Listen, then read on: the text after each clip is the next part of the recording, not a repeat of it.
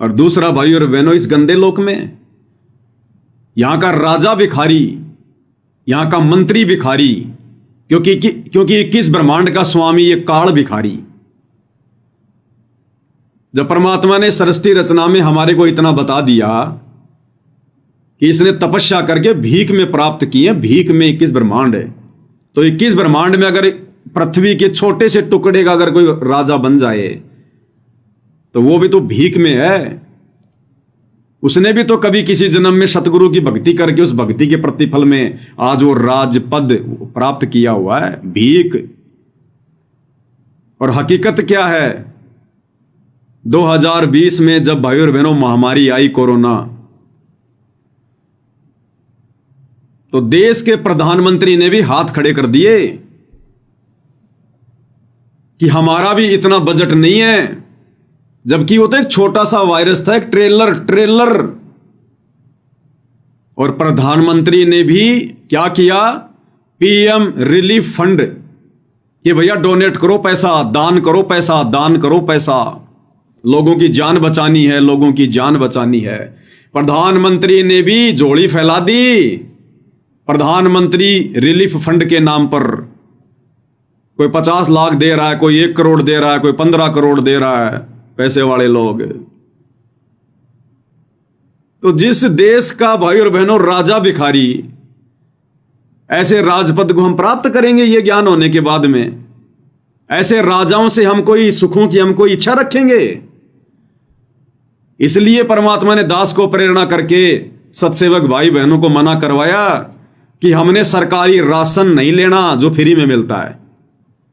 सरकारी राशन हमने बिल्कुल नहीं लेना जो फ्री में मिलता है। बताओ किन किन लोगों का पैसा आया होगा? जिसकी शराब की दुकान है वो भी टैक्स दे रहा है, उसने भी प्रधानमंत्री रिलीफ फंड में पैसा डाला। जिसके बूचड़ खाने हैं उसने भी उस रिलीफ फंड में अपना पैसा डाला। जो 2 नंबर के काम कर रहे हैं, जिनकी शराब की फैक्ट्रियां, तंबाकू की फैक्ट्रियां हैं, ये बॉलीवुड वाले सारा दिन जो अश्लीलता फैलाते हैं, फुहड़ता फैलाते हैं, इन्होंने भी डाले पैसे। अंबानी जैसे लोग जिनका कोई दीन धर्म नहीं है, जो भक्ति के निकट भी नहीं है, पाप कर्म की गठरी जिनके सिर पर है, ऐसे लोगों ने भी डाला। और उस पैसे को हम भगत खाएंगे, परमात्मा के भगत, उस राशन को फिर हम खाएंगे। इन सब के पाप हमारे ऊपर आएंगे। और सतगुरु के भगत होने के बाद, जगत सेठ के बच्चे उनकी शरण में होने के बाद हम राजा के आगे झोली फैलाएंगे, हम सरकारी राशन पर अपना जीवन जिएंगे। धिक्कार है फिर उस भगत को और उसकी भक्ति को। इसलिए परमात्मा ने समय रहते और अधिक पाप कर्म ना बढ़े, परमात्मा ने क्रोश लगवा दिया वीडियो बनवा के। ये आश्रम वाले तो आज भी सरकारी पेंशन ले रहे हैं, सरकारी राशन ले रहे हैं आज भी। तो जब छोटी सी बीमारी कोरोना आया तो देश के प्रधानमंत्री ने हाथ फैला दिए। बताओ क्या करेंगे हम ये राजपद प्राप्त करके? और अभी जो पंजाब में जो बाढ़ आई हुई है, पंजाब के थोड़े से हिस्से में 2-2.5 हजार गांव बाढ़ से प्रभावित हुए। यानी मुश्किल से 1/3 हिस्सा भी बाढ़ से प्रभावित नहीं है पंजाब का, 25% हिस्सा बाढ़ से प्रभावित है। और इतनी सी आपदा में, इतनी सी परेशानी में पंजाब के मुख्यमंत्री भगवंत सिंह मान ने हाथ फैला दिए जनता के सामने कि आओ सब मिलकर पंजाब को खड़ा करेंगे, सब मिलकर सहयोग करो। मैं वचन देता हूं कि आप अगर 1 रुपया भी दोगे तो मैं उसको सही काम में लगाऊंगा। क्यों भाई, सरकार दिवालिया हो गई क्या? सरकारी कोष दिवालिया हो गया, खाली हो गया क्या? बस इतनी औकात है क्या राजाओं की? अरे अभी तो कोई बांध भी नहीं टूटा, विशेष कोई बादल भी नहीं फटा, एक नहर का पानी आ गया उछल कर और उसी में मुख्यमंत्रियों ने हाथ फैला दिए, इस कंगाल लोक के राजाओं ने हाथ फैला दिए जनता से। जनता बैठी है राजाओं के भरोसे, राजा बैठे हैं जनता के भरोसे। एक छोटा सा वीडियो उन्होंने वायरल किया अपना, आपको दिखा देते हैं भाई और बहनों। हकीकत भारत के को, उद्योगपति को, चैरिटेबल ट्रस्टों को, कलाकार, भारत के हर नागरिक को, उद्योगपति को, चैरिटेबल ट्रस्टों को, कलाकारों को, पूरी दुनिया में बसते पंजाबियों को, बहन भाइयों को दिल से अपील करता हूं, आओ पंजाब के साथ खड़े होने का टाइम आ गया है। पंजाब को दोबारा अपने पांव पे खड़े करने का टाइम आ गया है। आओ मिलके इस संकट में पंजाब का साथ दीजिए। जो भी आप, मैं वचन देता हूं, जो भी आप मेहनत की कमाई से 1 रुपया भी अगर निकालोगे, उसको 1.25 रुपया बना के हम पारदर्शिता और ईमानदारी से इस्तेमाल करेंगे। खुल के सामने आइए और पुनर्वास में और रिस्ट्रक्चर में पंजाब का साथ दीजिए। इसके लिए आप और डिटेल चाहिए तो, और जानकारी चाहिए तो rangla.punjab.gov.in ये वेबसाइट पे जा सकते हैं, सब कुछ डिटेल मिल जाएगी आपको। तो ये हालत है 21 ब्रह्मांड के राजाओं की, मुख्यमंत्रियों की, प्रधानमंत्रियों की। कहां गया भाई टैक्स? अरे आप मुख्यमंत्री हो, पंजाब तो बड़ा उन्नत राज्य है, बस खाली राजा हाथ फैला रहा है जनता के सामने और जनता फैला रही है राजा के सामने। भाई और बहनों, गुरुदेव भगवान ने इसीलिए हमारे को किसान वाली और राजा वाली कहानी सुनाई, किसान की और राजा की। जब वो राजा जंगल में शिकार खेलने गया, बड़ी भूख प्यास लगी, खाने को कुछ मिला नहीं, मरने को हो गया। उसने देखा एक किसान खेत में काम कर रहा है, वहां गया तो किसान ने उसकी हालत देखकर उसको पानी पिलाया, अपना उसको खाना खिलाया। राजा ने खाना खाने के बाद में किसान से कहा कि मैं इस नगरी का राजा हूं, तेरे को कभी भी कोई आवश्यकता हो तो तू आ जाना। उसको एक पर्ची बना के दे दी कि तू डायरेक्ट तू मेरे बेडरूम में भी आ सकता, तेरे को कोई नहीं रोकेगा जब तू ये पर्ची दिखा देगा। कुछ दिनों बाद में उसी नगरी में अकाल पड़ गया। किसान की भी खास कोई जो है वो फसल नहीं हुई। वो उससे मदद मांगने की दृष्टि से लेके पर्ची उसके राजमहल में चला गया, पर्ची दिखाता गया, सीधा राजा तक पहुंच गया। उसने देखा कि राजा तो नमाज अदा कर रहा है, क्योंकि वो मुसलमान था, यूं हाथ करके अल्लाह से कुछ मांग रहा था। तो जब वो कार्यक्रम समाप्त हो गया तो राजा ने उसको पहचान लिया कि आओ मित्र, आओ आओ आओ। तो उस किसान ने कहा कि वो तो ठीक है, पहले ये बताओ आप ये क्या क्रिया कर रहे थे? बोला मित्र, नगरी में अकाल पड़ गया, जनता त्राहिमाम कर रही है, परेशानी में है। मैं अपने राज्य में सुख संपदा के लिए भगवान से कुछ मांग रहा था, अल्लाह से कुछ मांग रहा था। तो किसान को झटका लगा और उसने कहा कि ओ हो, मैं तो भिखारी के पास आ गया।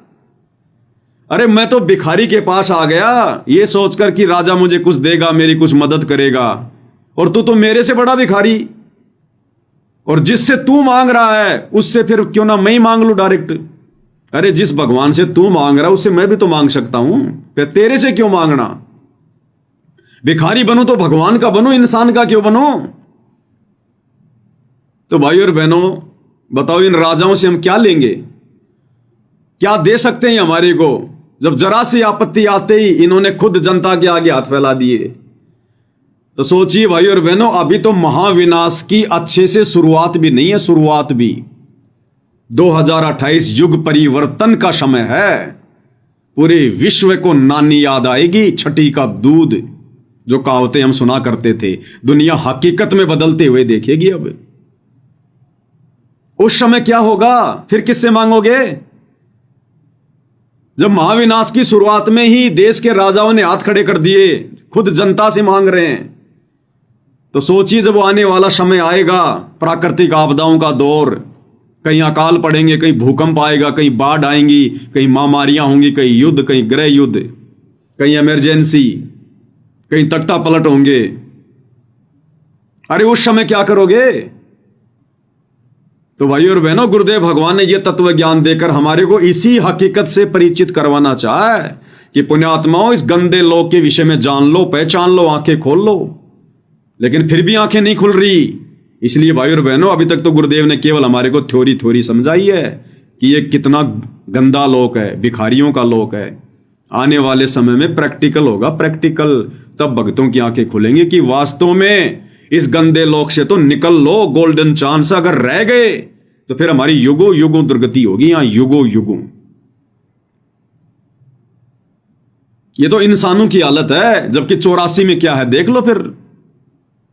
जब हम सूअर बनेंगे, गोबर खाएंगे, लैट्रीन खाएंगे, दुनिया के भिखारी बने रहेंगे, एक टूक के लिए यूं देखेंगे टकटकी लगा के। और कुत्ते का पेट तो इंसान से जब तक डबल रोटी नहीं खा लेता तब तक भी नहीं भरता, और इंसान उसको एक टुकड़ा डालेगा, इतना सा एक टुकड़ा, और वो भी नीचे। और गुरुदेव कहते हैं उस एक टुकड़े के साथ में वो 10 ग्राम साथ में वो मिट्टी भी खाएगा। और कोई 50 घर जाएगा फिरेगा रोटी के टुकड़े के लिए, कहीं जूत मिलेंगे, कहीं एक आधा टूक मिलेगा, पेट तो भरेगा नहीं। फिर लास्ट में खेतों में जाके गोबर खाएगा, टट्टी खाएगा फिर। और सुअर तो पूरी जिंदगी गटर में नाक रगड़ता रहता है।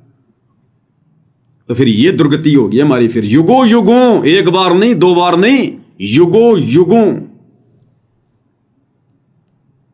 तो परमेश्वर हमें इतना दृढ़ कर देंगे साध संगति से जोड़कर, इतनी ज्ञान आधारी आत्मा बना देंगे। उसके बाद भाई और बहनों परमात्मा हमें सुख देंगे,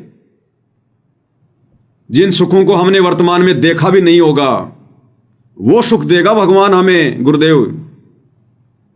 लेकिन उससे पहले परमात्मा हमें ज्ञान से इतना परिपूर्ण करेगा कि वो माया हमें किसी भी प्रकार से चोटिल ना कर सके, हमें किसी भी प्रकार से हानि ना पहुंचा सके। तब तक गुरुदेव भगवान हमारे को इस माया के गुण अवगुणों से, लाभ और हानि से परिचित करवा देंगे कि कहां ये तेरे को लाभ देगी, कहां ये तेरे को ठगेगी। तो थोड़ा सा धैर्य रखना चाहिए हम भक्तों ने, जल्दबाजी नहीं करनी चाहिए कि मुझे कोई लाभ नहीं हो रहा, मुझे कोई फायदा नहीं हो रहा। और आने वाले समय जब लाभ ही लाभ होंगे, फायदे होंगे, फिर हम पछताएंगे अपने उन शब्दों के लिए, अपनी उस सोच के लिए जो वर्तमान में हम कह रहे हैं कि मुझे कोई फायदा नहीं हो रहा, मुझे कोई लाभ नहीं हो रहा, क्योंकि हम परमात्मा की प्रोसीजर से वाकिफ नहीं है।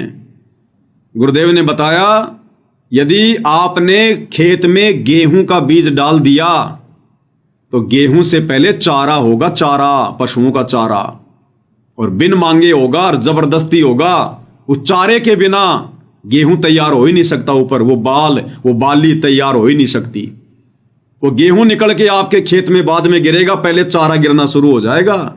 जब आप गेहूं की पूलियां दोगे उसमें थ्रेसर में, तो गेहूं के दाने बाद में गिरेंगे, पहले खेत में चारा गिरना शुरू होगा।